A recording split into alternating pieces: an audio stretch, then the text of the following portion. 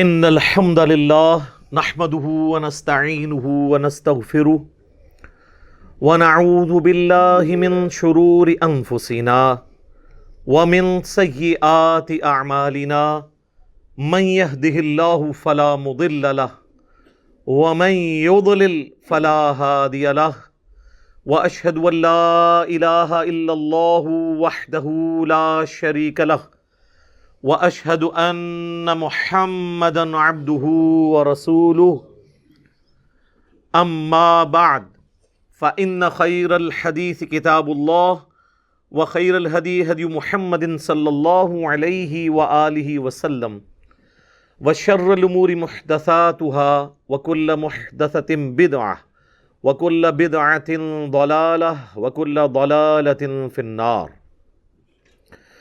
اعوذ باللہ السمیع العلیم من الشیطان الرجیم من ہمزہ ونفخہ ونفثہ بسم اللہ الرحمن الرحیم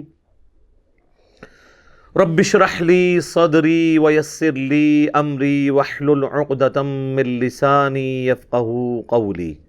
بسم اللہ الرحمن الرحیم ان اللہ وملائکتہ یصلون علی النبی یا ایہا الذین آمنوا صلوا علیہ وسلموا تسلیما. اللہم صل علی محمد وعلی آل محمد کما صلیت علی ابراہیم وعلی آل ابراہیم انک حمید مجید. اللہم بارک علی محمد وعلی آل محمد كما باركت على إبراهيم وعلى آل إبراهيم إنك حميد مجيد. اللهم ربنا آتنا في الدنيا حسنة وفي الآخرة حسنة وقنا عذاب النار. لا إله إلا أنت سبحانك إني كنت من الظالمين. حسبنا اللہ ونعم الوکیل. یا حی یا قیوم برحمتک استغیث ولا حول ولا قوة الا باللہ العلی العظیم. ربنا آتنا من لدنک رحمہ وہیئ لنا من امرنا رشدا. آمین.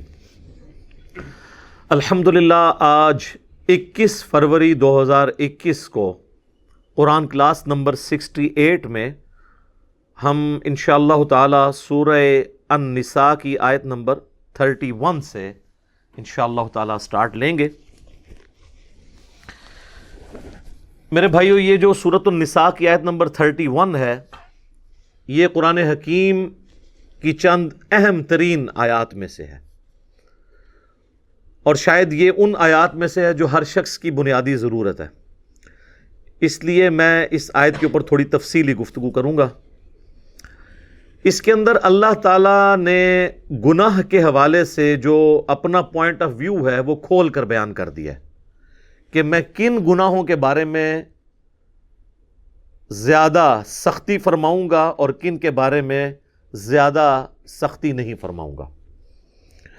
پہلے اس آیت کو کور کرتے ہیں، پھر انشاءاللہ اس کے کانٹیکسٹ میں کراس ریفرنس کے طور پہ قرآن حکیم سے کچھ آیات پیش کروں گا گناہ کبیرہ کے پوائنٹ آف ویو سے، اور کچھ صحیح الاسناد احادیث بھی انشاءاللہ اس حوالے سے ڈسکس کریں گے. اعوذ باللہ من الشیطان الرجیم بسم اللہ الرحمن الرحیم. ان تجتنبوا کبائر ما تنہون عنہ، اگر تم ان بڑے بڑے گناہوں سے بچ جاؤ گے جن سے ہم نے تمہیں روکا ہے، نکفر عنکم سیئاتکم، تو باقی سارے گناہ ہم تمہارے ویسے ہی معاف کر دیں گے، محو کر دیں گے. وندخلکم مدخلا کریما، اور ہم تمہیں داخل کریں گے عزت والی جگہ پر، یعنی اللہ نے جو رحمت کا مقام اپنا رکھا ہے، جنت. اللہم اجعلنا منہم، آمین. اللہم انا نسألک جنت الفردوس مع النبیین والصدیقین والشہداء والصالحین، آمین. تو یہاں پہ بنیادی فلسفہ اللہ نے بیان کر دیا ہے کہ اگر تم بڑے بڑے گناہوں سے بچ جاؤ گے نا چھوٹوں سے ہم ویسے ہی درگزر کر دیں گے. یہ بہت بڑی بات ہے. اور یہ ٹاپک جو ہے قرآن حکیم میں 2 مقامات کے اوپر جو ہے وہ اس انداز میں بیان ہوا ہے کہ جس سے پوری ڈاکٹرن کلیئر ہو جائے گی. ایک مقام یہ ہے اور ایک پارہ نمبر 27 کے اندر سورۃ النجم کی آیت نمبر ہے 32. وہ آیت بھی میں ساتھ کور کر دیتا ہوں تاکہ آپ کو کراس ریفرنس کے طور پہ یہ پتہ چل جائے. الذین یجتنبون کبائر الاثم، وہ لوگ جو کہ بڑے بڑے گناہوں سے بچ جاتے ہیں، والفواحش، اور بے حیائی کے کاموں سے، الا اللمم، سوائے چھوٹی موٹی چیزیں جو ہو جاتی ہیں. یعنی اس کو اللہ نے خود ہی بینیفٹ دے دیا، چھوٹی موٹی چیزوں کو ہم درگزر کر دیں گے. یہ الا اللمم، چھوٹی موٹی چیزیں. ان ربک واسع المغفرہ، بے شک تیرا رب وسیع مغفرت والا ہے. ہوا اعلم بکم، وہ تو تمہیں اس وقت سے جانتا ہے، اذ انشأکم من الارض، جب تم زمین سے پیدا ہوئے تھے، پھوٹے تھے. زمین سے، انسان کی جو خوراک ہے وہ زمین سے آتی ہے، اور اسی خوراک کا جوہر ہے جو اللہ تعالیٰ نے مرد و عورت کے تعلق کے ساتھ پیدائش کا ذریعہ بنایا ہے. اس لیے الٹیمیٹلی ہر انسان بھی زمین سے ہی ہوگا. یہ ہے اس کے اندر باریکی. وَإِذْ أَنْتُمْ أَجِنَّةٌ فِي بُطُونِ أُمَّهَاتِكُمْ، اور وہ اس وقت بھی تمہیں جانتا ہے جب تم ایک جنین کی شکل میں، ایک ایمبریو کی شکل میں رحم مادر میں تھے، ماں کے شکم میں تھے، وہ اس وقت سے تمہیں جانتا ہے. یعنی اللہ تعالیٰ سے کون سی انسان کی چیزیں چھپی رہ سکتی ہیں. فَلَا تُزَكُّوا أَنفُسَكُمْ، تو مت کہا کرو اپنے آپ کو کہ میں بڑا پرہیزگار اور نیک ہوں. هُوَ أَعْلَمُ بِمَنِ اتَّقَىٰ، وہ خوب جانتا ہے کہ کون کتنا متقی ہے. اللہ کہہ رہے زمین سے جب تم اگے تھے. سر یہ اللہ ہی ڈیٹا رکھ سکتا ہے کہ زمین سے جو گندم اگنی ہے، یہ گندم کس نے کھانی ہے، اور باقی چیزیں جو انسان استعمال کرتا ہے، اس سے پھر وہ جو قطرہ بننا ہے منی کا اور مرد و عورت کا جو ملاپ، پوری کی پوری چیزیں، یعنی بالکل جسے کہتے ہیں نا بنیاد تک اللہ تعالیٰ کے علم میں ہے. تو اللہ تعالیٰ کو کوئی اپنے نیکوکاری کا احسان نہیں جتا سکتا. اللہ کو پتہ ہے کون کتنا نیک ہے. تو اس میں بھی آیا الا اللمم، ہم جو باریک چیزیں ہیں نا اس میں نہیں پڑیں گے. اگر موٹی موٹی چیزوں سے بچ لیا، لیکن اب وہ موٹی چیز میں ساتھ بے حیائی کو بھی ذکر کر دیا. یعنی بے حیائی اتنی موٹی تھی کہ اسے موٹی چیز میں سے بھی نکال کے الگ سے بیان کیا. ان تجتنبوا کبائر ما تنہون عنہ نکفر عنکم سیئاتکم وندخلکم مدخلا کریما. بڑے بڑے گناہوں سے بچو گے تو چھوٹے گناہوں سے ہم درگزر کر دیں گے اور تمہیں عزت کے مقام میں داخل کریں گے. یہاں پہ یہ فلسفہ بیان ہوا ہے کہ اللہ تعالیٰ کے لیے جو سینسٹیو ایریا ہے نا وہ بڑے بڑے گناہ ہیں. چھوٹے گناہوں سے وہ درگزر فرما دے گا. یعنی چھوٹے گناہ کی معافی مانگنے کی بھی ضرورت نہیں پڑے گی، وہ خود بخود آٹومیٹکلی نیک اعمال سے معاف ہوتے جائیں گے. یہ مطلب ہے اس کا. بڑے گناہ تو معافی مانگنے سے اور آئندہ اس گناہ کو نہ کرنے کا پکا عہد کرنے سے معاف ہوں گے، لیکن چھوٹے گناہ نیکیوں سے آٹومیٹکلی دھل جائیں گے. اس کانٹیکسٹ میں ایک آیت ہے جو اس فلسفے کو سپورٹ کرتی ہے. وہ ہے سورہ ہود کی آیت نمبر 114. وَأَقِمِ الصَّلَاةَ طَرَفَيِ النَّهَارِ وَزُلَفًا مِّنَ اللَّيْلِ، اور نماز کو قائم رکھو دن کے دونوں کناروں پر اور رات کے حصوں میں بھی. دن کے دونوں کناروں کے اوپر جو نماز ہے وہ اس کنارے پہ فجر ہے اور دوسرے کنارے پر ظہر اور عصر ہے، اور مغرب اور عشاء چونکہ غروب آفتاب کے بعد ہوتی ہے وہ رات کی نماز ہے. ان نمازوں کو مضبوطی سے پکڑ لو. ان الحسنات یذہبن السیئات، بے شک نیکیاں برائیوں کو مٹا دیتی ہیں. یعنی یہ نماز پڑھنا آٹومیٹکلی گناہوں کو معاف کر دے گا. ذالک ذکریٰ للذاکرین، یہ تو ہے نصیحت ان لوگوں کے لیے جو نصیحت حاصل کرنا چاہیں، یہ ان کے لیے ہے۔ تو اس آیت کے تحت یہ پتہ چل گیا کہ جو نیک اعمال ہیں وہ گناہوں کو دھونے کا سبب بن جاتے ہیں۔ یہ جو سورہ ہود کی آیت میں نے پڑھی نا، آیت نمبر 114 114، اس کانٹیکسٹ میں ایک حدیث بھی ہے بخاری اور مسلم دونوں کے اندر، بڑی حیران کن حدیث ہے۔ مسلم شریف میں ذرا ڈیٹیل سے ہے، بخاری میں بھی موجود ہے، کہ ایک صحابی اللہ کے محبوب صلی اللہ علیہ وآلہ وسلم کے پاس حاضر ہوتے ہیں اور کہتے ہیں یا رسول اللہ، آج مجھ سے ایک ایسا گناہ ہو گیا ہے، آپ مجھے پاک فرما دیں۔ آج میں نے مدینہ شریف کے کنارے پر، یعنی شہر سے باہر گاؤں ایریا میں، ایک عورت کو گلے لگا لیا، لیکن میں نے اس کے ساتھ کوئی اور تعلق قائم نہیں کیا، یعنی وہ جو انٹر کورس والا، باقی میں نے اس کے ساتھ اس طرح کا معاملہ کیا، تو اب میرے لیے کوئی معافی؟ تو نبی صلی اللہ علیہ وآلہ وسلم نے خاموشی اختیار کر لی۔ جب وہ جانے لگا تو نبی الاسلام نے اسے واپس بلایا۔ اسی وقت نبی الاسلام پہ یہ آیت نازل ہوئی سورہ ہود کی 114۔ آپ نے یہ آیت تلاوت کی کہ دن کے دونوں سروں پر اور رات کے اوقات میں نماز کو قائم رکھو، بے شک نیکیاں گناہوں کو مٹا دیتی ہیں، محو کر دیتی ہیں۔ تو نبی الاسلام نے کہا کہ نماز پڑھو، تمہارا یہ گناہ معاف ہو جائے گا۔ اچھا، بعض لوگ اس سے سمجھتے ہیں کہ کوئی اگر ڈیٹس مارتا رہے لڑکیوں کے ساتھ، نماز پڑھ لے تو آٹومیٹکلی معاف ہو جائے گی۔ نہیں، اس پہ بھی اجماع ہے پوری امت کے علماء کا، چاہے سنی ہو یا شیعہ، کہ کسی چھوٹے گناہ کو چھوٹا سمجھ کے تکرار کے ساتھ کرنا بھی گناہ کبیرہ ہے۔ یہ تو ایک کبھی کبھار ہو جائے نا، لیکن وہ یہ تو نہیں تھا کہ نبی الاسلام نے اسے یہ کہا کہ ہاں روزانہ گلے لگا لیا کرو، اس کے بعد پھر نماز پڑھ لیا کرو۔ ایسا نہیں ہے، یعنی کبھی کبھار کوئی نفس سے مغلوب ہوا تو اس کی نیکیاں گناہوں کو محو کر دیں گی۔ اسی کو سپورٹیو ایک اور حدیث ہے بخاری اور مسلم دونوں کے اندر، نبی صلی اللہ علیہ وآلہ وسلم نے فرمایا، بھلا بتاؤ تو اگر کسی شخص کے گھر کے آگے سے نہر گزرتی ہو اور وہ روزانہ اس میں 5 دفعہ غسل کرے تو اس کے جسم پہ کوئی میل باقی رہ جائے گا؟ صحابہ نے کہا نہیں یا رسول اللہ صلی اللہ علیہ وآلہ وسلم۔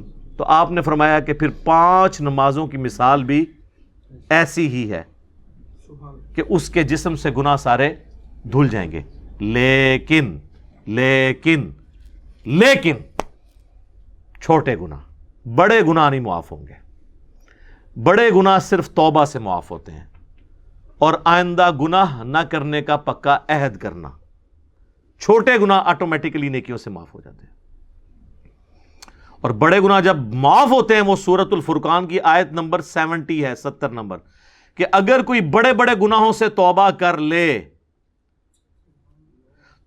حتیٰ کہ اللہ نے اس بڑے گناہوں میں شرک کو ذکر کیا، قتل نہ حق کو ذکر کیا، زنا کو ذکر کیا، اور کہا کہ اگر کوئی ان سے بھی توبہ کر لے ہم اس کے گناہوں کو بھی نیکیوں سے بدل دیں گے، صرف معاف نہیں کریں گے، گناہوں کو نیکیوں سے بدل دیں گے۔ سبحان اللہ وبحمدہ سبحان اللہ العظیم، آمین۔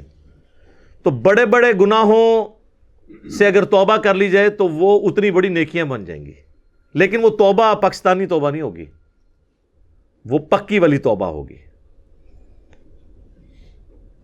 اور توبہ کا طریقہ اللہ تعالیٰ نے قرآن میں بتا دیا ہے کہ پاکستانی توبہ میں، یعنی جس کو میں کہتا ہوں کہ کتابوں کے خدا میں اور بابوں کے خدا میں کیا فرق ہے۔ سورۃ النحل کی آیت نمبر ہے 119، اس میں اللہ تعالیٰ نے اپنا کانسیپٹ بتا دیا توبہ کا۔ ثم ان ربک للذین عملوا السوء بجہالۃ، اس کے بعد تمہارا رب ان لوگوں کے حق میں جو جہالت میں گناہ کر بیٹھیں، ثم تابوا من بعد ذلک، اور پھر گناہ کے بعد فوراً توبہ کر لیں، وَأَصْلَحُوا، اور اپنی اصلاح کر لیں، یعنی بندے کے پتر بن جائیں، جو ہوا اس کے بعد پھر وہ ٹھیک بھی کریں اپنے آپ کو۔ ان ربک من بعدہا، اس کے بعد تیرا رب لغفور الرحیم، ضرور بخشنے والا مہربان ہے۔ کس کے بعد؟ جو توبہ کرے، رجوع لائے اللہ کی طرف اور اپنے آپ کو سدھار لے، پھر میں اس کو معاف کروں گا۔ خالی استغفار کی تسبیح پھیرنے سے معافی نہیں ہوگی۔ یہ ہے کنسپٹ قرآن کا۔ یہ پیرلل میں دو چیزیں نہیں چل سکتی، اللہ کے ساتھ بغاوت بھی اور خالی استغفار کی تسبیح پڑھنا۔ تو یہ کنسپٹ اللہ تعالیٰ نے توبہ کے حوالے سے کلیئر کر دیا۔ اب آ جائیں اس طرف جو میں نے کہا کہ کبیرہ کبیرہ گناہوں سے اگر بچ جائیں تو چھوٹے معاف ہو جائیں گے۔ اس کو سپورٹیو ایک اور حدیث ہے جو صحیح مسلم میں ہے، وہ ڈسائسو حدیث ہے۔ اس کے الفاظ ہیں، اگر بڑے بڑے گناہوں سے بچا جائے تو ایک نماز سے دوسری نماز، ایک جمعے سے دوسرا جمعہ اور ایک رمضان سے دوسرا رمضان درمیان کے تمام گناہوں کا کفارہ بن جائے گا، اگر بڑے بڑے گناہوں سے بچا جائے۔ اب یہ نہیں ہے کہ ادھر سے ایک جمعہ پڑھا ادھر سے ایک جمعہ اور درمیان والے معاف، نہ، کیونکہ اس کے الفاظ ہیں اگر بڑے گناہوں سے بچا جائے۔ تو مجھے بتائیں نماز چھوڑنے سے بڑا گناہ کون سا ہو سکتا ہے؟ صحیح مسلم میں حدیث ہے، بندے کے کفر اور ایمان کے درمیان، شرک اور اسلام کے درمیان فرق نماز ہے۔ لہٰذا جو نماز چھوڑتا ہے تو ایک جمعے سے دوسرا جمعہ درمیان کے گناہوں کا اس کا کفارہ نہیں بنے گا، ایک رمضان سے دوسرا رمضان درمیان کے گناہوں کا کفارہ نہیں بنے گا، ایک نماز سے دوسری نماز درمیان کے گناہوں کا کفارہ نہیں پڑے گی کہ اگر کوئی کہے جی میں فجر پڑھ لوں اور ادھر سے عشاء پڑھ لوں درمیان والی معاف ہو جائے، نہیں۔ جامعہ ترمذی میں حدیث ہے، شقیق تابعی کہتے ہیں کہ صحابہ کرام نماز چھوڑنے والے کے علاوہ کسی کی تکفیر نہیں کرتے تھے، جو نماز نہیں پڑھتا تھا اس کو وہ کافر سمجھتے تھے۔ یہ پاکستان کے شناختی کارڈ میں بے نمازی مسلمان ہے، اللہ کے ہاں بے نمازی مسلمان نہیں ہے۔ جامعہ ترمذی میں حدیث ہے، جس نے جان بوجھ کے نماز چھوڑ دی اس نے کفر کیا۔ اور جان بوجھ کے چھوڑنے سے مراد یہ نہیں کہ بندہ کہ جی میں بڑا مصروف ہوں، نہیں۔ بخاری و مسلم دونوں میں حدیث ہے کہ اگر کوئی شخص بھول جائے یا سویا ہوا ہو تو جیسے ہی اسے یاد آئے یا وہ اٹھے تو نماز پڑھ لے، اور پھر نبی علیہ السلام نے وہ آیت تلاوت کی سورہ طٰہٰ کی، وَأَقِمِ الصَّلَاةَ لِذِكْرِي، اور میری یاد کے لیے نماز کو قائم رکھنا۔ تو نبی علیہ السلام نے فرما دیا کہ وہ جو جان بوجھ کے یہ ہے کہ ایک بندہ جاگ بھی رہا تھا اور بھولا ہوا نہیں تھا اور اس نے نماز چھوڑ دی، وہ مارا گیا۔ ایک اور چیز ہو سکتی ہے کہ کوئی مجنون ہو جائے، جو صحیح بخاری میں مولا علی کا قول ہے تعلیقاً کہ 3 لوگوں سے قلم اٹھا لیا گیا ہے، چھوٹے بچے سے، پاگل سے اور سوئے ہوئے شخص سے، یہاں تک کہ وہ جاگ جائے۔ تو یہ حدیث مرفوع بھی ہے، نبی علیہ السلام سے بھی مولا علی نے نقل کی ہے، سنن ابن ماجہ میں بھی ہے، ترمذی میں بھی، بخاری میں امام بخاری اسے چیپٹر کی ہیڈنگ میں لے کے آئے ہیں۔ اس کانٹیکسٹ میں جو سیدنا عمر کے پاس ایک دفعہ ایک مقدمہ کسی پاگل کے بدکاری کرنے کا آیا تھا تو مولا علی نے کہا تھا کہ اس کے اوپر سزا جاری نہیں ہوگی کیونکہ اس کا ذہنی توازن درست نہیں ہے۔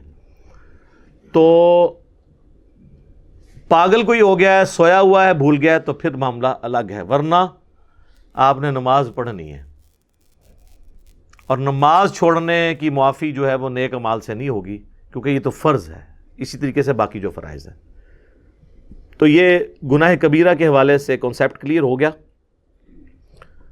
یہ کبیرہ اور صغیرہ کی بحثیں تو ساری علمی ہیں، ادروائز صحیح مسلم میں حدیث ہے، عبداللہ ابن مسعود کہتے ہیں نبی صلی اللہ علیہ وآلہ وسلم سے بھی انہوں نے مرفوع کیا اس حدیث کو کہ مؤمن کے لیے چھوٹا سا گناہ بھی ایسا ہے جیسا کہ اس کے سر پہ کسی نے پہاڑ رکھ دیا ہے، گویا اس پہ گرا چاہتا ہے، اور منافق کے لیے بڑے سے بڑا گناہ بھی ایسا ہے گویا ناک پہ مکھی بیٹھی تھی اس نے اڑا دی۔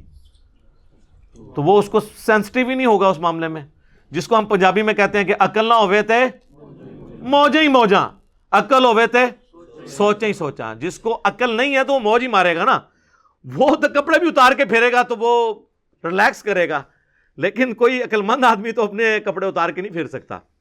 ہاں کوئی بزرگ ہو تو وہ پھیر سکتا ہے، مجذوب، تو اس کا بھی وہ کہتے ہیں کہ جی انہاں تو قلم اٹھے ہے، تو سیدھی طرح کونا پاگل نے قلم اٹھے ہے، مجنون، مجذوب، شطحیات پنجابی بونگیاں.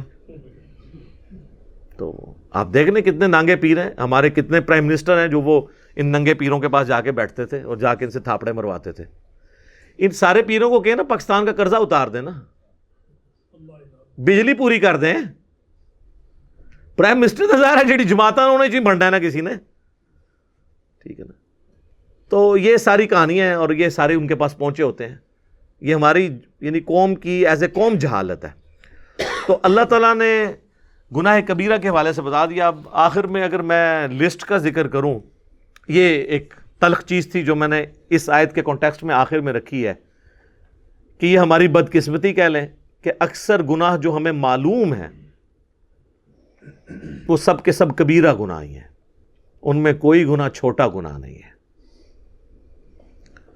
ہم ان کو چھوٹا سمجھ رہے ہوتے ہیں. اگر آپ کو یہ سارے گناہوں کی لسٹ چاہیے نا تو بخاری مسلم کے حوالے سے مشکات المصابیح میں اگر آپ چلے جائیں نا تو مشکات کے شروع ہی میں پہلی جلد کے اندر آپ کو ایک چیپٹر ملے گا گناہ کبیرہ کا بیان, چونکہ یہ کمبائنڈ فارم میں نوٹس ہیں مشکات, میں اسی لیے بار بار ایمفسائز کرتا ہوں کہ مشکات ضرور لیں. مثلا پہلی حدیث اس چیپٹر میں وہ بخاری اور مسلم دونوں سے لے کے آئے ہیں کہ عبداللہ ابن مسعود رضی اللہ تعالیٰ عنہ کہتے ہیں کہ نبی علیہ السلام سے کسی نے عرض کیا کہ اللہ کے نزدیک سب سے بڑا گناہ کون سا ہے؟ تو آپ نے فرمایا کہ تم اللہ کا شریک بناؤ حالانکہ اس نے تمہیں پیدا کیا ہے, یعنی شرک سب سے بڑا گناہ. اس نے پوچھا اس کے بعد, فرمایا اس اندیشے سے بچے کو قتل کر دو کہ وہ تمہارے ساتھ کھائے گا. اولاد کو اس لیے سے, ایک فیملی پلاننگ ہے وہ الگ چیز ہے, اس کا جواز موجود ہے, اس پہ میری ویڈیوز ریکارڈ ہے. ایک یہ کہ پریگنینسی آئیڈینٹیفائی ہو گئی ہے اور آپ بچے کو قتل کر دیتے ہیں یا بچوں سمیت خودکشی کر لیتے ہیں, جو پاکستان میں خبریں اکثر آتی رہتی میڈیا میں. اس نے عرض کیا اس کے بعد, تو فرمایا اپنی پڑوسی کی بیوی کے ساتھ بدکاری کرنا. بدکاری تو کسی کے ساتھ بھی کرنا برا ہے, لیکن پڑوسی کا چونکہ حق ہے اس لیے اس کو ذکر کیا. پھر نبی صلی اللہ علیہ وآلہ وسلم نے سورۃ الفرقان کی آیت تلاوت کی, والذین لا يدعون مع اللہ الہا آخر ولا يقتلون النفس التي حرم اللہ الا بالحق ولا يزنون, جو میں نے شروع میں بھی حدیث کا ذکر کیا تھا کہ حدیث میں 3 بڑے گناہ بیان ہوئے. اگلی حدیث امام بخاری لے کے آئے ہیں جو مشکات والے امام نے نقل کی ہے کہ نبی علیہ السلام نے فرمایا اللہ کے ساتھ شریک بنانا, والدین کی نافرمانی کرنا, کسی کو ناحق قتل کرنا اور جھوٹی قسم اٹھانا کبیرہ گناہ ہے. دیکھ لیں یہ بھی کبیرہ ہے. اس سے اگلی حدیث بخاری اور مسلم دونوں میں ہے کہ جھوٹی قسم کی بجائے جھوٹی گواہی کا ذکر ہے اس حدیث کے اندر کہ جھوٹی گواہی دینا بھی گناہ کبیرہ ہے. اس سے اگلی حدیث بھی بخاری اور مسلم دونوں میں ہے, نبی علیہ السلام نے فرمایا 7 چیزوں سے بچو. پوچھا کہ کون سی؟ فرمایا اللہ کے ساتھ شرک کرنا, جادو کرنا, قتل کرنا, سود کھانا, یتیم کا مال کھانا, میدان جنگ سے پیٹ پھیر کر فرار ہونا اور پاک دامن عورتوں پر تہمت لگانا. یہ 7 بھی جناب کبیرہ گناہ ہے. میں نے کہا تھا یہ بدقسمتی ہے کہ جتنے گناہ ہمیں نون ہے نا وہ سارے کبیر ہیں. اس سے اگلی حدیث بھی بخاری اور مسلم دونوں میں ہے, نبی علیہ السلام نے فرمایا جب زانی زنا کرتا ہے اس وقت وہ مومن نہیں ہوتا, جب چور چوری کر رہا ہوتا ہے وہ اس وقت مومن نہیں ہوتا, جب شرابی شراب پی رہا ہوتا ہے وہ اس وقت مومن نہیں ہوتا,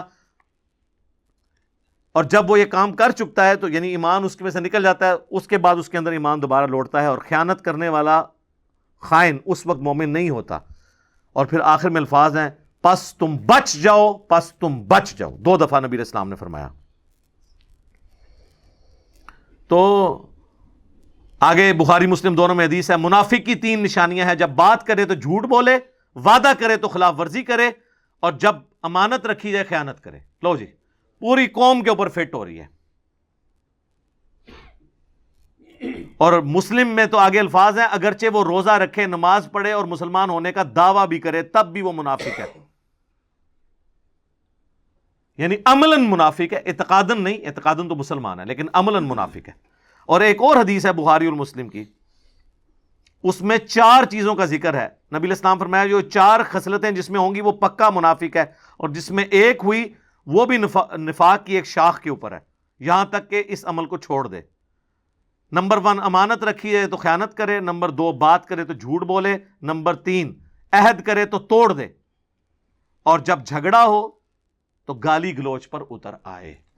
یہ علماء تو آلموسٹ سارے اس میں آتے ہیں، گالی گلوچ پہ اتر آتے ہیں نا، کیسی کیسی موٹی موٹی گالیاں دیتے ہیں۔ اور عوام الناس تو اب مجھے بتا دیں، ہم تو وہ شعر لے کے چل رہے ہیں، کچھ بھی ہیں تیرے محبوب کی امت سے ہیں، یہاں تو معاملہ ہی کہاں سے کہاں پہنچ گئے۔ صحیح مسلم میں حدیث ہے، نبی علیہ السلام ایک اناج کے ڈھیر کے پاس سے گزرے، آپ نے اپنی مبارک انگلیاں اس میں داخل کی تو وہ گیلی تھی۔ آپ فرمایا یہ کیا؟ کہ رسول اللہ رات کو بارش ہو گئی تھی تو اناج گیلی ہو گئی۔ آپ نے فرمایا تم نے گیلی اناج اوپر کیوں نہیں کی تاکہ لوگ اس کے عیب کے اوپر مطلع ہوتے، اس کے بعد کسی کی مرضی کہ وہ خرید کے لے جائے گھر جا کے خشک کر لے، لیکن تم نے اس طرح کیوں کیا کہ اوپر خشک رکھی اور اندر گیلی؟ اور پھر آپ نے فرمایا جس نے ملاوٹ کی وہ ہم میں سے نہیں۔ یہ وہاں پہ آپ نے فرمایا تھا، یہ پوری حدیث مسلم شریف میں یوں ہے، جو آخری حصہ پکڑا ہوا ہے، جس نے ملاوٹ کی وہ ہم میں سے نہیں۔ اور وہ ملاوٹ سے سمجھ رہے ہوتے ہیں صرف دودھ میں ملاوٹ کرنا ملاوٹ ہے۔ ملاوٹ یہ ہے کہ آپ غرر کریں، عربی میں غرر کہتے ہیں دھوکے کو، کوئی بھی دھوکہ کسی فارم کے اندر، کسی کاروبار کے اندر، وہ اس کو حرام کر دے گا۔ جیسے ہی دھوکہ آئے گا، چاہے وہ پلاٹس کی فائل کی شکل میں آئے، اس کو حرام کر دے گا، چاہے بیچنے والی چیز کی شکل میں آئے، اس کو حرام کر دے گا۔ یعنی آپ مال دکھائیں کچھ اور جب ڈال کے دینے لگیں کچھ اور ڈال دیں، تو آپ نے دھوکہ کر دیا، غرر کر دیا۔ تو غرر جب بھی آئے گا تو وہ پورے کے پورے مال کو، آپ کے کمائی کو حرام کر دے گا۔ بولے اعوذ باللہ تعالی۔ اللہ تعالی ہمیں اس فتنے سے بچا کے رکھے، اپنی ایمان کے اندر رکھے، گناہ کبیرہ سے بچنے کی توفیق عطا فرمائے، اور کمٹمنٹ کے ساتھ اپنے محبوب صلی اللہ علیہ وآلہ وسلم کی سچی اتباع کرنے کی توفیق عطا فرمائے، آمین۔ تو یہ میں نے اس لیے گناہ کبیرہ کے حوالے سے تفصیلی گفتگو کی۔ اکثر لوگ پوچھتے ہیں توبہ کا طریقہ کیا ہے، کون کون سے بڑے بڑے گناہ ہیں، اور چھوٹے گناہوں کے بارے میں کیا ہے۔ تو توبہ تو میں نے آپ کو بتا دیا کہ توبہ یہ ہے کہ اپنی اصلاح کرنی ہے۔ اس کو میں دنیاوی مثال سے آخر میں سمجھا دیتا ہوں، پھر آگے چلتے ہیں۔ مجھے بتائیں، جس شخص کے زندگی میں ایک دفعہ، بالکل پہلی دفعہ، کسی گرم استری سے ہاتھ جل جائے، دوسری دفعہ وہ ٹھنڈی کو بھی لگاتے ہوئے ڈرے گا نا، کہ ہو سکتا ہے تھوڑی دیر پہلے کوئی استری نہ کر گیا ہوئے۔ اس لیول کا ڈر جب آپ کا کسی گناہ کے بارے میں آئے گا نا دوبارہ کرتے ہوئے، تو آپ سمجھ لیں آپ نے توبۃ نصوحا کر لی ہے۔ یا ایھا الذین آمنوا توبوا الی اللہ توبۃ نصوحا، ایسی توبہ کرو جو آگے کو نصیحت ہو جائے۔ اور اگر ایسا نہیں ہے تو بس پھر ٹھیک ہے، ایک خیال ہے، اس کو آپ کے ویژول تھنکنگز کو لے کے آپ چلیں، اور کبھی آپ شیطان کے اوپر ڈال دیں۔ میں تو یہ چیلنج کرتا ہوں بار بار کہ اگر گورنمنٹ آف پاکستان یہ اناؤنسمنٹ کرے کہ جو شخص فجر کی نماز اپنے محلے کی مسجد کی پہلی صف میں ادا کرے تو فی فجر 1,00,000 روپیہ، دوسری صف والے کو 50,000، تیسری والے کو 25,000، تو دنیا کے سارے شیاطین مل کے دنیا کے سب سے بڑے بے نمازی کی بھی فجر نہیں چھڑوا سکتے۔ ہاں کر کے دیکھ لیں، اگر آپ کو ہے نا ایسی آنکھ ہی نہیں کھلتی، وہ جی انہوں ہوش ہی نہیں ہوندی۔ ہم نے ان لوگوں کو بھی اپنے آفس میں دیکھا ہے کہ جن کو ہوش ہی نہیں ہوتی تھی، لیکن جب انہوں نے کبھی کسی آفیشیل ٹور پہ دوسرے ملک جانا ہوتا تھا تو اللہ کے فضل سے وہ تہجد کے وقت اٹھے ہوتے تھے۔ ٹھیک ہے، تو یہ سب کے سب بہانے ہیں۔ پھر کہتے ہیں دعا کریں توفیق مل جائے۔ آج تک ہمیں کسی نے نہیں کہا کہ جی دعا کریں، ارادہ ہے گھر جا کے رات کا کھانا کھانا ہے، توفیق مل جائے، نہیں، وہ کھانا ہوتا ہے۔ آج تک کسی نے ٹوائلٹ جانے سے پہلے کہا جی دعا کریں، مطلب ایک بڑا مشکل کام میں کرنے جا رہا ہوں، ہے تو مشکل کام ہے سر، پیشاب بند ہو جائے تو نہیں کھلتا، آپریشن ہوتا ہے، تو مہربانی کریں ذرا دعا کریں کہ اللہ تعالیٰ عزت سے یہ پیشاب میرا نکلوا دے۔ نہیں، وہ ارادہ ہوتا ہے۔ سارے کی ساری یہ دعائیں توفیقیں نیک اعمال کے بارے میں، کیونکہ وہ کرنے نہیں ہوتے۔ یہ بات ہے اصل میں، جو ہم نے سر کام کرنا ہوتا ہے نا۔ آج تک کبھی ہوا ہے کہ کوئی شخص، ہمارے باوجداد میں بھی رپورٹ ہوا ہو، کوئی شخص مسجد میں نماز کے لیے گیا ہو تو شیطان دروازے پہ آ کے فزیکلی کھڑا ہو جائے، آج تنوں میں مسجد ہی نہیں وڑن دینا، نہیں۔ اور یہ بھی نہیں ہوگا کہ اذان ہو اور آپ کے پاؤں آٹومیٹکلی مسجد کی طرف چل پڑیں، یہ بھی نہیں ہوگا، ورنہ تو جنت اور جہنم کا کنسیپٹ ختم ہو جائے گا۔ یہاں اللہ نے اختیار دے دیا، انا ہدیناہ السبیل اما شاکرا و اما کفورا، ہم نے تو ہدایت کا راستہ واضح کر دیا ہے، چاہو تو شکر گزاری کی روش اختیار کرو، خواہ نہ شکری کی۔ اچھا، لیکن اس سے یہ بات نہ سمجھ لیجئے گا کہ اللہ کو کوئی پرواہ نہیں ہے، ٹھیک ہے وہ گناہ گاروں کو بھی بخش دے گا، مجرمین کو بھی بخش دے گا، اور نیکوکاروں کو تو اس نے بخشنا ہے، نہ، اس طرح نہیں ہے۔ اور اکثر لوگ کہہ رہے ہوتے ہیں او جی اللہ نے ساڑی نمازاں نہیں چاہیے دیا، استغفر اللہ، یہ بات آپ کیوں بولتے ہیں؟ یہ آپ کس کو بول رہے ہوتے ہیں؟ میری نماز تو نہیں کو پڑھ رہا نا، تو مجھے کیوں سنا رہے ہو؟ جس کی پڑھ رہے ہو اس کو سناؤ، اللہ کی پڑھ رہے ہو نا۔ تو اللہ نے کب کہا ہے کہ مجھے تیری نمازیں چاہیے؟ کہیں کہا ہے؟ اللہ کہتا ہے تمہیں تمہارے لیے نمازیں چاہیے، اللہ نے تو کبھی کہا ہی نہیں کہ مجھے چاہیے۔ اس فلسفے کو اللہ تعالیٰ نے سورہ الزمر میں بیان کیا ہے، مسئلہ تقدیر بھی حل کرنے والی یہ آیت ہے، اور سارے مسئلے، یہ اکثر لوگ کہتے ہیں نا جو کچھ ہو رہا ہے نا جی اللہ کی مرضی سے ہی ہو رہا ہے جی، یہ اکثر آپ سنتے ہوں گے کہ دنیا میں جو کچھ ہو رہا ہے نا جی اللہ کی مرضی سے ہو رہا ہے۔ نہیں سر، ایسے نہیں ہے، اللہ کی مرضی سے نہیں ہو رہا، اللہ کی اجازت سے ہو رہا ہے۔ اللہ کی مرضی ہے یہ کہ لوگ زنا کریں، اجازت ہے کہ کر لو، یہ نہیں ہوگا کہ جسم پہ فالج گرے، لیکن آخرت میں چھوڑوں گا نہیں۔ شراب پینی ہے پی لو، چمڑی اتار دوں گا آخرت میں، یہ نہیں ہوگا کہ شراب کی بوتل پکڑو تو ہاتھ پہ فالج گر پڑے، ایسے نہیں ہوگا۔ اجازت ہے، نیکی کرنی ہے کرو، برائی کرنی ہے کرو، مرضی نہیں ہے۔ مرضی یہی ہے کہ پیغمبروں کا راستہ اختیار کرنا ہے۔ یہ فلسفہ جو ہے نا سورہ زمر میں بیان ہوا ہے، آیت نمبر 7۔ سر یہ 7 نمبر آیت تو آپ سارے اپنے قریبی لوگوں کو سنائیں، اپنے آفیسز میں سنائیں، اپنے دوستوں کو، گھر والوں کو۔ ان تکفروا فإن اللہ غنی عنکم، دیکھو اگر تم اللہ کا کفر کرو گے، ناشکری کی زندگی گزارو گے، تو یاد رکھنا اللہ بے پرواہ ہے، اللہ کو کوئی فرق نہیں پڑے گا۔ لیکن اس کا یہ مطلب بھی نہیں ہے کہ اللہ کو نہیں فرق پڑا تو اللہ تعالیٰ چھوڑ دے گا، نہیں۔ وَلَا يَرْضَى لِعِبَادِهِ الْكُفْرِ، لیکن میں کبھی راضی نہیں ہوں اس بات پہ کہ کوئی میری ناشکری کرے، میری نافرمانی کرے، میرا کفر کرے۔ وَإِن تَشْكُرُوا يَرْضَهُ لَكُمْ، اور اگر تم شکر گزاری کی روش اختیار کرو گے، یعنی اللہ کے تابع فرمان رہو گے، تو یہ اللہ تعالیٰ تم سے پسند کرتا ہے۔ وَلَا تَزِرُ وَازِرَةٌ وِزْرَ أُخْرَى، کوئی جان دوسری جان کا بوجھ نہیں اٹھائے گی، ہر شخص نے اپنے اعمال کا جواب دہ خود ہونا ہے۔ ثم الى ربکم مرجعکم، اس کے بعد تمہیں لوٹ کر تمہارے رب کی طرف جانا ہے۔ فینبئکم بما کنتم تعملون، پھر وہ تمہیں خبر دے دے گا جو کچھ تم دنیا میں اعمال کیا کرتے تھے۔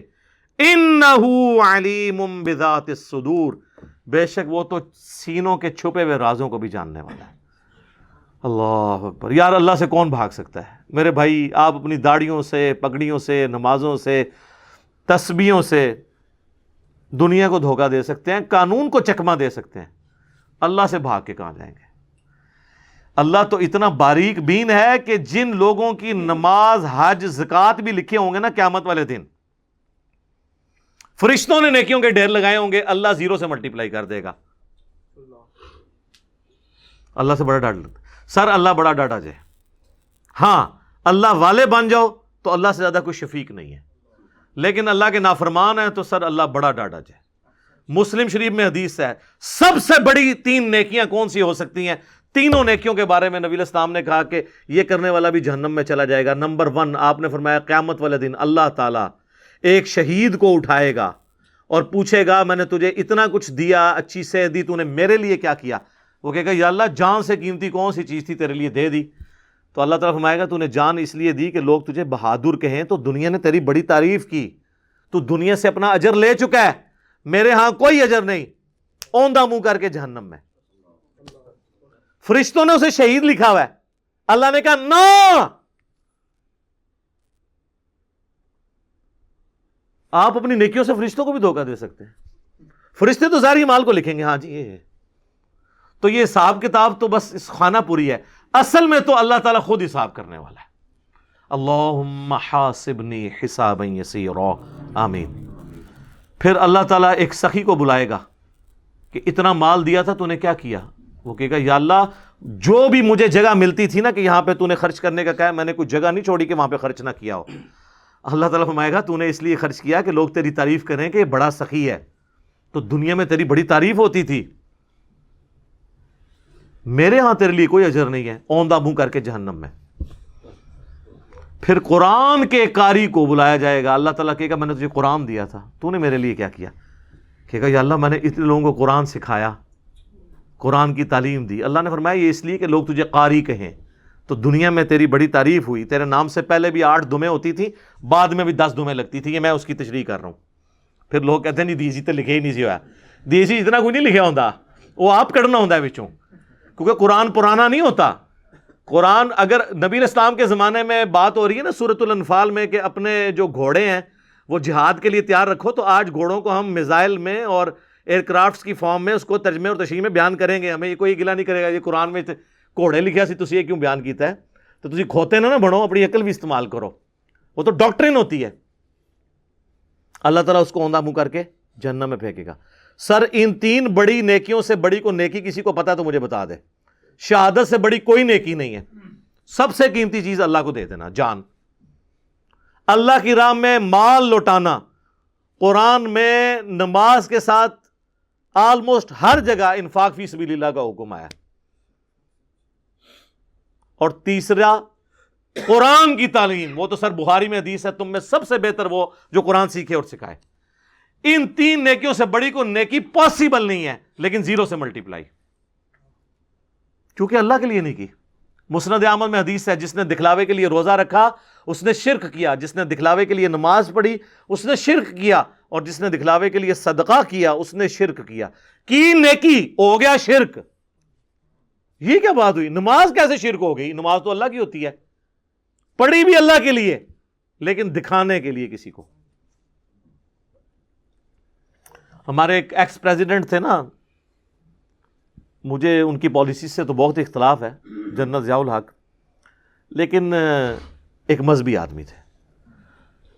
ان کی وجہ سے ہماری فوج کے اندر کافی ریفارمز آئیں، اور یہ بہت بڑا احسان ہے ان کا پاکستانی فوج کے اوپر، ورنہ ان سے پہلے کی فوج اور آج کی فوج میں بڑا فرق ہے.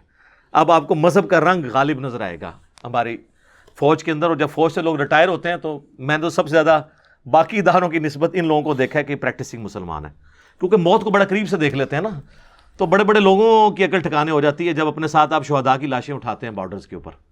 تو بس انسان کو نظر آتی ہے یار کل تو یہ میرے ساتھ روٹی کھا رہا تھا، آج میں اس کے جسم کے لوتھڑے سمیٹ رہا ہوں. تو سر بڑے بڑے لوگوں کا قبلہ درست ہو جاتا ہے. تو جنرل ضیاء الحق صاحب چونکہ نمازی تھے بڑے پکے، تو ان کے ساتھ جو لوگ ہیں نا انہوں نے مجھے بتایا کہ جب وہ نماز جاتے تھے لوگ بغیر وضو بھی ساتھ پیچھے کھڑے ہو جاتے تھے، کیونکہ نماز پڑھنے کا تو موڈ نہیں ہوتا تھا، اور وضو تو ایک تردد ہے نا، اور وضو کسی کا چیک تو نہیں ہو سکتا سونگ کہ اس کا وضو ہے یا نہیں ہے. تو وہ اس پر ٹوٹل پورے، جس طرح ہمارے یہاں پہ کئی پولیٹیکل لیڈرز کے لوگ جنازے پڑھنے کے لیے صحافی بھی آئے ہوتے ہیں، اگر آپ ان سے نماز سنیں نماز بھی نہیں آتی اور جنازہ پڑھنے کے لیے آئے ہوتے ہیں، ادھر سوٹیں لگا رہے ہوتے ہیں، ادھر میسیج دیکھ رہے ہوتے ہیں، ساتھ ہی جنازے کی اناؤنسمنٹ ہوئی، جنازہ پڑھا، نہ ان کو دعا آتی نہ وضو کیا ہوتا ہے، الا ماشاء اللہ. یعنی یہ نا آپ کہ میں ساروں کے لیے بات کر رہا ہوں. تو وہ ساری اس طرح کی جو نمازیں پڑھ رہے ہوتے ہیں وہ تو دکھلاوے کی ہو رہی ہوتی ہے نا، اللہ کے لیے تو ہو نہیں رہی ہوتی ہیں. تو استغفر اللہ الذی لا الہ الا ہو الحی القیوم واتوب الیہ من کل ذنب واتوب الیہ، آمین ثم آمین. اب میرے بھائیوں اگلی آیات کی طرف آتے ہیں، سورہ النساء کی آیت نمبر 32 سے آنورڈ. وَلَا تَتَمَنَّوْا مَا فَضَّلَ اللَّهُ بِهِ بَعْضَكُمْ عَلَى بَعْضٍ، مت تمنا کیا کرو ان چیزوں کی جو اللہ تعالیٰ نے بعض کو بعض پہ کوئی فضیلت دے رکھی ہے. ہائے ہائے ہائے، حسد نہیں کرنا. کسی کو اللہ نے اچھا چہرہ دے دیا ہے، کسی کو اچھا قد دے دیا ہے، کسی کو اچھا منصب دے دیا ہے، کسی کو زیادہ دولت دے دی ہے، تو اس چکر میں نہ پڑا کرو کہ حسد کرو. کوشش کرنا آپ کا حق ہے، جیلسی نہیں کرنی، لیکن اللہ تعالیٰ نے ایک چیز ایسی بتا دی کہ جو تم کما سکتے ہو. میں اپنے ماں باپ چوز نہیں کر سکتا، اپنی ڈیسٹنی چوز نہیں کر سکتا، اپنی موت کا وقت چوز نہیں کر سکتا، لیکن ایک چیز ہے جو میں اپنی مرضی سے کر سکتا ہوں. وہ کیا ہے؟ اللہ نے جن باتوں کا حکم دیا ہے ان پہ عمل کروں. اور میری اکاؤنٹیبلٹی بھی اسی کام کے اوپر ہونی ہے. وہ اللہ نے ساتھ ذکر کر دیا. للرجال نصیب مما اکتسبوا، مردوں کے لیے وہ حصہ ہے جو وہ کمائیں گے. وللنساء نصیب مما اکتسبنا، اور عورتوں کے لیے وہ حصہ ہے جو وہ کمائیں گی. یعنی نیکیوں میں آگے بڑھنے کی کوشش کرو. دولت نہیں ملتی کسی کو بہت زیادہ تو نیکیاں تو وہ کر سکتا ہے نا. اس کے لیے تو ڈیسٹنی کی ضرورت نہیں ہے. 5 وقت نماز پڑھنے کے لیے آپ کو مہینے کا 1 لاکھ روپیہ کسی گورنمنٹ کی طرف سے فری ملنے کی ضرورت تو نہیں ہے. جائیں مسجد میں وضو کریں، پانی بھی فری اویلیبل ہے. آپ سے کوئی بجلی کا بل بھی نہیں مانگے گا. جائیں نماز پڑھیں، وہ بل وہ لوگ دیں گے کہ جن کو اللہ تعالیٰ نے اسودہ حال کیا ہے. عام لوگوں نے تو ویسے ہی نماز پڑھنی ہے. تو نیکیوں میں آگے بڑھ سکتے ہو.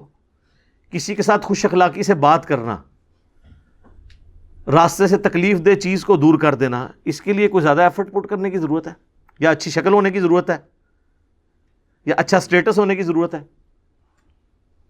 صحیح مسلم میں حدیث ہے، ہر تسبیح صدقہ ہے، سبحان اللہ. ہر تحمید صدقہ ہے، یعنی الحمدللہ. ہر تحلیل صدقہ ہے، یعنی لا الہ الا اللہ. ہر تکبیر صدقہ ہے، اللہ اکبر کہنا. امر بالمعروف و نہی عن المنکر، لوگوں کو نیکی کا حکم دینا اور برائی سے روکنا اپنی اپنی ڈومین کے اندر، یہ بھی صدقہ ہے. اور تمہارا اپنے بیوی بچوں کے منہ میں لقمہ ڈالنا بھی صدقہ ہے. حتیٰ کہ تمہارا اپنی بیویوں کے ساتھ ازدواجی تعلق جو آپ سمجھ لیں خالصتاً جو ہے اینیمل انسٹنکٹ ہے، وہ بھی صدقہ ہے. صحابہ کو باقی چیزیں تو ہضم ہو گئی، انہوں نے کہا یہ بیویوں سے تعلق قائم کرنا بھی صدقہ ہے، اس پہ بھی ثواب ملے گا. تو آپ نے فرمایا اگر یہی چیز تم کسی ایسے طریقے سے پوری کرو جو تمہارے لیے حلال نہیں ہے تو کیا تمہیں گناہ ملے گا؟ صحابہ نے کہا ہاں ملے گا. تو آپ نے فرمایا پھر اس کے اوپر ثواب بھی ملے گا. یہ صحیح مسلم میں حدیث ہے، نیکی کا کانسیپٹ. تو اللہ تعالیٰ ہمارا مت اس چکر میں پڑا کرو کسی کو یہ مل گیا یہ مل گیا. جو تم کر سکتے ہو نا وہ کرو. اور اس میں ایک جملہ ایڈ کرتا ہوں کہ سر دنیا آپ اپنی مرضی کی بنا نہیں سکتے. کوشش کریں، ہو سکتا ہے مل جائے، ہو سکتا ہے نہ ملے، لیکن یہ میں آپ کو گارنٹی سے کہتا ہوں کہ آپ اپنی آخرت اپنے ہاتھوں سے خود بنا سکتے ہیں. دنیا اللہ کی مرضی کی گزاریں، گارنٹیڈ آخرت آپ کی مرضی کی ہے. اور دنیا اگر آپ نے اپنی مرضی کی گزاری پھر آخرت اللہ کی مرضی کی ہے. اور اللہ کی مرضی پھر وہی ہے کہ جو انبیاء کے نافرمان ہیں انہیں اوندھا منہ کر کے جہنم میں پھینکوں گا. ہاں جی، یہ ذہن میں رکھیے گا. اللہم اجرنا من النار. تو آپ آخرت اپنے ہاتھوں میں ہے سر. تو اللہ تعالیٰ بھی یہ کہہ رہا ہے کہ مرد جو کمائیں گے ان کے لیے ہے، عورتیں جو کمائیں گی ان کے لیے. اچھا، اس آیت کو بعض لوگوں نے اس چکر میں ڈال دیا کہ مرد و عورت دونوں کمائی کے لیے باہر نکلیں. ہاں، یہ جو لوگ تھوڑے لبرل قسم کے نا، عورتوں کی وہ جابس کی میں وہ مردوں کے شانہ بشانہ چلانے کی کوشش کرتے ہیں. ہم یہ کہتے ہیں کہ یہ عورت کو اللہ نے عزت دی ہے کہ مرد لا کے اس کا نان و نفقہ پورا کرے گا. وہ آگے آیات بھی آ رہی ہیں. یہ عورت کی عزت ہے. ہاں، کبھی کوئی مجبور ہے عورت تو وہ شرعی حدود اور قیود کے اندر جاب بھی کر سکتی ہے اگر باقی ساری چیزوں کو مینٹین. لیکن یہ پرائمری رسپانسبلٹی مرد کی ہے کہ وہ گھر کا نظام چلائے گا. عورت نے گھر کا نظام چلانا ہے اندر کا، اور اس کے جو فائنینسز ہیں وہ مرد نے پورے کرنے. وَاسْأَلُوا اللَّهَ مِن فَضْلِهِ، اللہ سے سوال کرتے رہو اس کے فضل کا. اللہم انی اسألک من فضلک ورحمتک، آمین.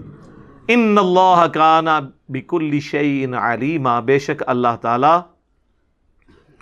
ہر چیز کا علم رکھنے والا ہے. اچھا، یہ میں جو جگہ جگہ دعائیں پڑھتا ہوں نا، یہ صحیح مسلم میں حدیث ہے کہ نبی علیہ السلام نماز میں بھی جب قرآن پڑھتے تھے نا تو جہاں جہاں جہنم کی آیات آتی تھی اللہ سے جہنم کی پناہ مانگتے تھے، اور جہاں جنت کی آیات آتی تھی اللہ سے جنت کا سوال کرتے تھے. اور یہاں پہ کیا ہو رہا ہوتا ہے، چونکہ ہمیں قرآن کا ترجمہ نہیں آتا، محفل قرات کے اندر جہنم کی آیات پڑھی جا رہی ہوتی ہیں اور پیچھے سننے والے کہتے ہیں سبحان اللہ، حالانکہ وہاں کہنا ہوتا ہے وَلِعَاذُ بِاللَّہ، اللہ کی پناہ، یا اللہم اجرنا من النار. جو ترجمہ تو آتا ہی نہیں ہے. بلکہ وہ اگلے دن مجھے آپ نہیں بلکہ ویڈیو دکھائی تھی، وہ بنگلہ دیش کی تھی. وہاں کی گورنمنٹ نے دیکھیں کیا عقل مندی کی ہے. یہ جو لوگ، آپ کو پتہ نا مردوں کو عادت ہوتی ہے کہ وہ مختلف بلڈنگز کے باہر جو ہے نا وہ پیشاب کرنا شروع کر دیتے ہیں. مرد کے لیے تو کوئی اس طرح کا ایشو نہیں ہوتا. تو آپ بھی یہاں دیکھتے ہیں جگہ جگہ لکھا ہوتا ہے دیکھو گدھا پیشاب کر رہا ہے. تو تاکہ لوگ پیشاب نہ کریں، لوگ پھر بھی کرتے ہیں. تو انہوں نے ایسی زبردست اس کی ٹیکنیک جو ہے نا وہ دریافت کر لی کہ انہوں نے وہی عبارت عربی میں لکھ کے لگا دی، قرآن کے سٹائل میں عربی جو ہوتی ہے نا. تو وہ جو لوگ ایسے وہ عربی دیکھتے تھے وہ سمجھتے تھے آیت ہی لکھی ہے تو وہاں پیشاب نہیں کرتے تھے. اور یہ انہوں نے ایک سوشل ایکسپیریمنٹ کے تحت کیا، سوشل ایکسپیریمنٹ. تو اور بلکہ کچھ لوگ تو وہاں سے گزرتے ہوئے اس کو یوں ہاتھ لگا کے چوم کے بھی جا رہے ہیں. ہاں جی، اور لکھا یہ ہوا ہے یہاں پہ پیشاب کرنا منع ہے عربی میں. ہاں جی، وہی بات ہے، کہتے ہیں جی عربی نو گالاں کٹدے رہے اگوں قرآن ہی سناندا سی. او عربی بھی عربی گالاں پہ کٹدا سی تو کہتے ہیں اگوں قرآن ہی پڑھدا سی. تو یہ حالت ہے. وَلِكُلٍّ جَعَلْنَا مَوَالِيَ مِمَّا تَرَكَ الْوَالِدَانِ وَالْأَقْرَبُونَ، اور ہر ایک کے لیے بنا دیے ہیں ہم نے وارث اس کے مال میں سے وہ جو چھوڑ جائیں اس کے ماں باپ اور قریبی رشتہ دار، جو ہم شروع میں ڈسکس کر چکے ہیں قانون وراثت اسلام کا، کہ جب کوئی مر جائے تو اس کی پیچھے دولت کیسے تقسیم ہوگی. وَالَّذِينَ عَقَدَتْ أَيْمَانُكُمْ فَآتُوهُمْ نَصِيبَهُمْ، اور جو لوگ جن سے تم عہد کر چکے ہو کہ تم ان کو کچھ مال دو گے تو ان کا حصہ ان کو دے دو. یعنی اللہ تعالیٰ کہہ رہا ہے کہ چاہے وہ وارث بھی نہیں ہے، یعنی کوئی شخص ہے اور وہ اپنے کسی دوست سے کہتا ہے کہ یار مجھے جب اپنے والد کی جائیداد میں سے حصہ ملا نا تو میں تیرا یار کاروبار سیٹ کروا دوں گا تجھے، میں چلو یہ اتنا کر دوں گا. تو اللہ تعالیٰ ہمارا اگرچہ جس کے ساتھ تم نے وعدہ کیا ہے وہ وارث تو نہیں تھا تمہارے ماں باپ کے مال کا، لیکن جب تم نے عہد کیا ہے تو اس کو پورا کرو، اس کے ساتھ حسن سلوک کرو. ان اللہ کان علی کل شیء شہیدا، بے شک اللہ تعالیٰ ہر چیز کو دیکھ رہا ہے، مشاہدہ فرما رہا ہے. اب وہ آیت آ رہی ہے جو عورتوں کے گلے سے بڑی مشکل سے نیچے اترتی ہے، لیکن اگر اس کا پازیٹیو پہلو دیکھا جائے تو یہ عورتوں کی عزت افزائی ہے اس آیت کے اندر. وہ سورۃ النساء کی آیت نمبر ہے 34. الرجال قوامون علی النساء، مردوں کو ہم نے حاکم بنایا ہے عورتوں کے اوپر.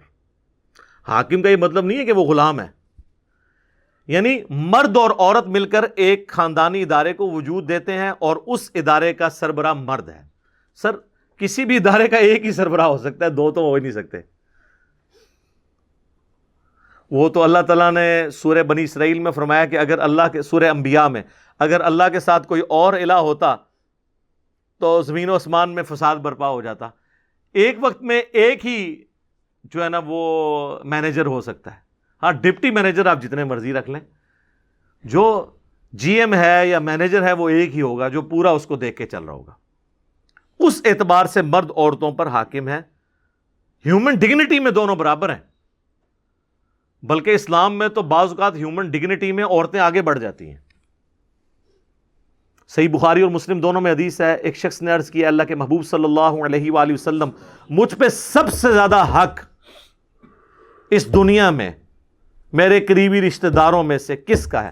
فرمایا تیری ماں کا. دوسری بار پوچھا، فرمایا تیری ماں. تیسری بار پوچھا، فرمایا تیری ماں. چوتھی بار فرمایا تیرا باپ. یعنی 4 حق میں سے پہلے 3 حق ماں کو. تو یہاں پہ تو عورت آگے نکل گئی. پھر سنن نسائی میں حدیث ہے، جنت تیری ماں کے قدموں کے پاس ہے. یعنی یہ نہیں ہے کہ وہ فزیکلی وہاں پہ، مراد ان کی خدمت سے. تو اب اس پہ باپ رونا شروع کر دے کہ جی عورت آگے نکل گئی. نہیں، ہیومن ڈگنیٹی میں برابر ہے. بعض جگہ پہ مرد کو اللہ تعالیٰ نے کسی معاملے میں اوپر کیا ہے اور کس جگہ پہ عورتوں کو. خیر یہ ایک ڈیٹیل ٹاپک ہے. میری یوٹیوب پہ ایک ویڈیو ہے، تمام شادی شدہ اور غیر شادی شدہ لوگ وہ ویڈیو ضرور دیکھیں. وومنس رائٹس ان اسلام، انگلش میں لکھیں گے نا آپ، یا عورتوں کے حقوق. تو اس میں ایک اسلامی بہن کا سوال آیا تھا، اس کے جواب میں نے گفتگو کی تھی. ساری احادیث اس حوالے سے، قرآن کی آیات ڈسکس کی تھی. اس کی وجہ سے کافی مرد مجھ سے ناراض ہیں کہ ایک مردوں کے حقوق پہ بھی کوئی ویڈیو ریکارڈ کروائیں. تو چلیں یہ آج ہو گئی نا کہ مردوں کو اللہ نے عورتوں پر حاکم بنایا ہے. لیکن حاکم کا مطلب ہے کہ ان کی خالی پریویلیجز نہیں ہیں، رسپانسبلٹیز ڈال دی ہیں. یہاں پہ کوئی حاکم بنتا ہے وہ سمجھتا ہے کہ میں اب یہ سارے میرے غلام ہیں. حاکم کا تو مطلب ہے وہ پھنس گیا. امریکہ میں آپ دیکھ لیں وزراء کے لیے سیکٹری کا لفظ استعمال کرتے ہیں. وہ انہوں نے لفظ ہی ایسا ڈیوائز کیا کہ کسی دماغ میں خمار چڑھے ہی نہ، تو کسی کو چڑھتا بھی نہیں وہاں پہ، جوڈیشری بھی آزاد ہے۔ تو یہاں اللہ تعالیٰ فرما رہا ہے مرد عورتوں پر حاکم ہے، بما فضل اللہ بعضهم علی بعض، اس فضیلت کی وجہ سے جو اللہ ہی نے بلٹ ان بعض کو بعض پہ دی ہے، وبما انفقوا من اموالہم، اور بسبب اس کے کہ وہ اپنی عورتوں پہ مال بھی تو خرچ کرتے ہیں، یعنی عورتوں کی خدمت کرنے کی وجہ سے مردوں کا درجہ ہے۔ یہ بھی اسپیکٹ ہے نا سوچنے کا، مردوں کا درجہ یہ ہے کہ اپنی عورتوں کی خدمت کریں۔ یہاں تو میں صرف بتایا جاتا ہے نا ماں باپ کی خدمت کریں، اور ماں باپ بتاتے ہیں کہ جی ہماری خدمت کرو، اور بیویاں کہتی ہیں ہماری خدمت کرو، ماں باپ کو چھوڑ دو۔ ہر کوئی اپنے اپنے حق کی بات کرتا ہے۔ تو اللہ تعالیٰ فرما رہا ہے کہ عورتوں پر چونکہ ان کے خامند خرچہ کرتے ہیں، اس وجہ سے بھی ان کو ان کے اوپر پرائورٹی حاصل ہے۔ جان کی ایمان پاؤں تو عرض کروں کہ آپ بھی تو اپنے علماء پہ خرچہ کرتے ہیں، لیکن حاکم وہ بنے ہوئے ہیں۔ ہونا تو چاہیے کہ وہ آپ ان کو اگر پوچھیں بھرے مجمع میں کہ سر یہ ایسے کیوں ہیں، تو وہ آپ کو جواب دے ہوں، نہ کہ یہ کہیں کہ آپ ذرا کمرے میں تشریف لے آئیں۔ یہ تو نہیں ہونا چاہیے نا، تقریریں کر دو باہر، سوال پوچھو تو کہتے ہیں اندر۔ تو اللہ تعالیٰ فرما رہا ہے کہ چونکہ وہ خرچ کرتے ہیں تو یہ ایک اللہ تعالیٰ نے ان کو، اور اللہ نے فرمایا یہ ہم نے بعض کو بعض پہ فضیلت دی ہے، تو یہ اللہ کو کوئی چیلنج نہیں کر سکتا، یہ مورل لاز اللہ کے بنائے ہوئے ہیں۔ اور ان انٹینشنلی پوری دنیا ان قوانین کو مانتی ہے، چاہے جتنا مرضی ڈھنڈورا پیٹے۔ مثلا آج تک کبھی اولمپکس کی گیمز کے اندر آپ نے مردوں کی دوڑ عورتوں کے ساتھ دیکھی ہے؟ مردوں کی ہاکی کی ٹیم کا میچ عورتوں کی ہاکی کی ٹیم کے ساتھ دیکھا ہے؟ عورتوں کے ساتھ ہوتا ہے نا، کیوں؟ سر یہ سب مانتے ہیں کہ وہ ون سائیڈڈ ہو جائے گا، عورت کمزور ہے مرد کے مقابلے پہ، تو یہ تو سب مانے میں ہے۔ اور جب اسلام یہ بات کرتا ہے، کہتے ہیں اسلام عورت کے حقوق چھینتا ہے، وہ لوگ یہ اسلام کے اوپر تان کر رہے ہیں جنہوں نے عورت کو کموڈٹی بنایا ہوا ہے، بلیڈ کے اشتہار میں بھی عورت دکھاتے ہیں، عورت کو انہوں نے ایک کموڈٹی کے طور پر، نمائشی طور پر، کوئی عزت نہیں ہے۔ دیکھ لیں اولڈ ایج ہومز بنے ہوئے ہیں یورپ میں اور امریکہ کے اندر، یہاں تو جو عورتیں بوڑھی ہوتی ہیں تو خاندان میں ان کی رسپیکٹ بڑھ جاتی ہے۔ اس طرح کی عزت کہاں ملے گی؟ تو اسلام نے تو عورت کو عزت دی ہے۔ عورت کی یہ عزت ہے کہ آپ اسے جو ہے وہ بے پردہ کر کے تو پبلک کے سامنے پیش کرنا شروع کر دیں، یہ تو اس کو ایک کموڈٹی بنانے والی بات ہے۔ اور ہمارے لوگ بھی متاثر ہو جاتے ہیں ون سائیڈڈ بات سن کے۔ میں کہتا ہوں جی سب کانٹیننٹ کی جو عورتیں ہیں نا جی، یہ تو ملکہ برطانیہ وہ لائف نہیں انجوائے کر رہی جو یہ کر رہی ہیں۔ اس طرح کے مخلص مرد تو ملتے ہی نہیں کسی کو، اس لیے آپ دیکھتے ہیں نا آئے دن فیس بک پہ باہر سے عورتیں یہاں شادی کرنے کے لیے آئی ہوئی ہیں، اور یہاں پہ بھی پھر بعض لوگ اس کو مس یوز بھی کر لیتے ہیں۔ ادھر تو مخلص عورتیں بھی مل جاتی ہیں اکثریت، اور مرد بھی، اور یہ ساری ہمارے ریلیجن کی برکت ہے۔ یہاں پہ عزت ہے، ٹھیک ہے، رسپیکٹ ہے، خاندانی سسٹم ٹوٹا نہیں ہے۔ تو یہ اللہ تعالیٰ ہمارا یہ ہم نے فضیلت دی ہے، اور میں نے بتایا یہ مانی تو سب نے ہوئی ہے، ٹھیک ہے۔ وہ کہتے ہیں جی فلاں عورت آپ دیکھیں وہ اتنے مردوں کو پیچھے چھوڑ گئی، سر ایک آدھ سے نہیں ہوتا یہ طریقہ، گورے پھر اپنے آپ سے خود سیکھیں۔ جب انالیسس کیا جاتا ہے نا تو پھر آپ نے ڈیٹا اکٹھا کرنا ہوتا ہے، اور ڈیٹا اکٹھا کرنے کے بعد آپ نے ایک رزلٹ پہ پہنچنا ہوتا ہے کہ میجورٹی کیس میں کیا ہوتا ہے۔ وہ کہتے ہیں جی وہ ہمارے محلے میں ایک بابا ہے جو جوانی سے سگریٹ پی رہے تھے، وہ 80 دا ہویا ہے جی، انہوں کوئی بیماری نہیں۔ انج نہیں، 100 بابے 80 سال کے نکالیں جو بچپن سے سگریٹ پی رہے ہوں، تو آپ کو پتا چلے گا وہ ایک ہی 80 تک پہنچے، باقی سارے 60 سے پہلے ایکسپائر ہو گئے۔ ایک چیز کو دیکھ کے ڈیٹا نہیں بنتا کہ آپ ایک کو کنسیڈر کر کے، تو اس طرح آپ اگر کوئی بے نظیر بھٹو کی مثال دے کے تو یہ کہ پاکستان کی ساری عورتیں اتنی انٹیلیجنٹ ہوتی ہیں، نہیں۔ اوور آل عورت جو ہے وہ اپنے، قرآن میں تو یہاں تک ہے، اس کے اوپر بھی لوگ اعتراض کرتے ہیں۔ سورہ زخرف میں اللہ تعالیٰ نے فرمایا کہ یہ اللہ کے لیے بیٹیاں تجویز کرتے ہیں، جبکہ عورت کو تو اللہ نے ایسا بنایا کہ وہ جھگڑے کے وقت اپنی گفتگو بھی صحیح طریقے سے کنوے نہیں اگلے کو کر سکتی، وہ کہتے ہیں نہیں قرآن میں اتنی عورت کی توہین آئی ہوئی ہے. سر بے نظیر سے زیادہ کانفیڈنٹ لیڈی میں نے نہیں دیکھی. مجھے کئی سینئر آرمی کے آفیسرز نے بتایا کہ باقی پرائم منسٹرز کا تو ہمیں نہیں پتہ، لیکن جب بے نظیر پرائم منسٹر تھی نا تو ہم پوری اپنی وہ پریزنٹیشن تیار کر کے آتے تھے، اور اس کی اتنی یاداشت تھی کہ وہ جب پریزنٹیشن دیکھتی تھی نا تو کہتی تھی 3 سلائیڈ پیچھے جاؤ، فلاں جگہ یہ کامہ غلط ڈالا ہوا ہے، یہاں پہ اسپیلنگ غلط ہے، اس کا اس کے ساتھ ربط نہیں بن رہا.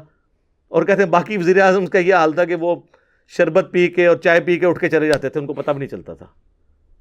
لیکن اسی بے نظیر کو میں نے جیو کے پروگرام جواب دے کے اندر دیکھا ہے کہ جب اس سے اس کے بھائی کے قتل کے بارے میں پوچھا گیا تو وہ اپنے جذبات پہ قابو نہیں رکھ سکی، وہ اپنا مائک اتار کے اٹھ کے چلی گئی. اسے بولا ہی نہیں جا رہا تھا کہ آپ پرائم منسٹر تھی اور آپ کے دور کے اندر آپ کے بھائی کا قتل ہو گیا، تو اسے اپنے جذبات پہ قابو نہیں رہا، حالانکہ اتنی کانفیڈنٹ لیڈی. تو اوورآل عورت کو اللہ نے کمزور بنایا ہے، رقیق القلب بنایا ہے. آپ دیکھیں عورتوں کو رونا جلدی آتا ہے بچوں کی طرح ایز کمپیئر ٹو مرد. کہتے ہیں مرد کو درد نہیں ہوتا، لیکن ہوتا ہے درد مرد کو بھی. ہاں لیکن اللہ نے اسے مضبوط اعصاب والا بنایا، اور یہی وجہ ہے کہ کبھی کوئی پیغمبر نہیں عورت بنائی اللہ نے، کیونکہ پبلکلی جا کے دعوت کا کام کرنا ہوتا ہے، دماغ پہ سٹرین لینا ہوتا ہے، تو عورتیں اس طرح کا سٹرین نہیں لے سکتی. مرد کو اللہ تعالیٰ نے اس حوالے سے مضبوط بنایا. باقی عورتوں کی جو ذمہ داری ہے وہ ساتھ اللہ نے فرما دی. فالصالحات قانتات حافظات للغیب بما حفظ اللہ. تو نیک عورتیں وہ ہوتی ہیں جو اطاعت گزار ہوں، حفاظت کرنے والیاں ہوں مردوں کی غیر حاضری میں، یعنی اپنی عزت کی حفاظت کرنے والی اللہ کی حفاظت کے ساتھ. واللاتی تخافون نشوزہن. اور اگر تمہیں کسی عورت سے نافرمانی کا اندیشہ ہو، فَعِظُوهُنَّ وَاهْجُرُوهُنَّ. تو پہلے انہیں نرمی سے سمجھاؤ، پھر انہیں الگ کر دو، فی المضاجع اپنے بستروں سے. وَضْرِبُوهُنَّ. اور پھر بھی باز نہ آئے تو ان کو مار بھی سکتے ہو، لیکن مارنا یہ نہیں کہ وحشیوں کی طرح مارنا ہے، جس طرح ایک چھوٹے بچے کو تھوڑی تنبیہ کے لیے مارنا ہے، اس پہ چہرے پہ نہیں مارنا، جسم پہ نشان نہیں پڑنا چاہیے. فَإِنْ أَطَعْنَكُمْ. پھر اگر وہ اطاعت کر لیں، فَلَا تَبْغُوا عَلَيْهِنَّ سَبِيلًا. تو پھر کوئی بہانہ نہ تلاش کرو کہ تم ان کے ساتھ زیادتی کرو. ان اللہ کان علیٰ کبیرا. بے شک اللہ بھی تو بہت بلند ہے اور بہت بڑا ہے. یعنی اللہ کی اتنی بڑی کبریائی ہے، وہ بھی تو تمہاری نافرمانیوں سے درگزر کرتا ہے، تم بھی اپنے بیویوں کے معاملے میں درگزر کی روش اختیار کرو. اس کانٹیکسٹ میں بخاری و مسلم دونوں میں حدیث ہے، نبی علیہ السلام نے فرمایا کہ عورت کو اللہ تعالیٰ نے آدم کی ٹیڑھی پسلی سے پیدا کیا ہے، اسے سیدھا کرنے کی کوشش نہ کرو ورنہ توڑ بیٹھو گے، اور اسے توڑنا، اسے طلاق دینا ہے. تم اس سے نفع حاصل کرو، ٹالریٹ کرو. صحیح مسلم میں حدیث ہے، کوئی بھی اپنی بیوی سے مومنہ سے بغض نہ رکھے. مسلم شریف میں ایک اور حدیث ہے کہ دنیا برتنے کی جگہ ہے اور سب سے بہترین دنیا کا سرمایہ نیک بیوی ہے. ٹھیک ہے، یہ تو کئی حدیثیں مجھے فی البدی یاد ہیں. اب ٹائم مکمل ہو چکا ہے. وہ جو وومنز رائٹس ان اسلام جو میری ویڈیو ہے وہ آپ ضرور دیکھیں. میں نے ان سارے ایشوز کو اس میں ڈسکس کیا ہے، اور کافی ساری باتیں کرنے والی ہیں، لیکن اب ٹائم مکمل ہو چکا ہے. پھر انشاءاللہ تعالی زندگی رہی تو اگلی کلاس کے اندر آگے سے سٹارٹ کریں گے. اللہ تعالیٰ سے دعا ہے جو حق بات میں نے کہی اللہ تعالیٰ ہمارے دلوں میں راسخ فرمائے. اگر جذبات میں میرے منہ سے کوئی غلط بات نکل گئی تو اللہ تعالیٰ ہمارے دلوں سے ہی اسے محو کر دے، دھو دے، ہمیں معاف بھی فرما دے. ہمیں کتاب و سنت کی تعلیمات پر عمل کر کے دوسرے بھائیوں تک پہنچانے کی توفیق عطا فرمائے. سبحانک اللہم وبحمدک اشہد ان لا الہ الا انت استغفرک واتوب الیک وما علینا الا البلاغ المبین. جزاکم اللہ خیرا.